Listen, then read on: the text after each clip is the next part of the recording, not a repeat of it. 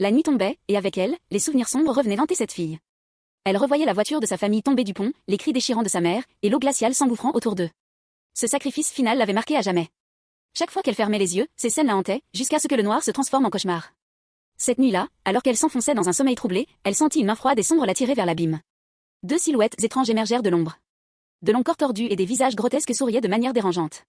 Ils se présentèrent, Wendell et Wild, des démons anciens aux intentions ambiguës. Ils lui montrèrent sa main, une marque brillante et mouvante y était apparue. Ils affirmèrent qu'elle était liée à eux, marquée pour accomplir un destin bien particulier. Ils lui promirent de réaliser son souhait le plus cher, ramener ses parents. Elle se réveilla en sursaut, le souffle coupé. En baissant les yeux, elle aperçut la marque sur sa main, brillant faiblement sous le clair de lune. Tremblante, elle s'habilla et sortit de sa maison en silence.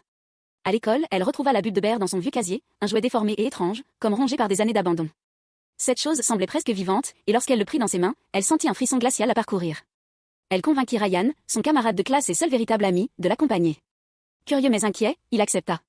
Cette nuit-là, ils se rendirent au cimetière avec Bear Abub. La lune ronde et pleine éclairait le paysage désert et silencieux. Elle plaça la bube au sol et murmura les mots que les démons lui avaient glissés en rêve. L'air devint plus lourd, le sol commença à trembler, et Bear Abub s'anima soudain. Malgré ses doutes, la fille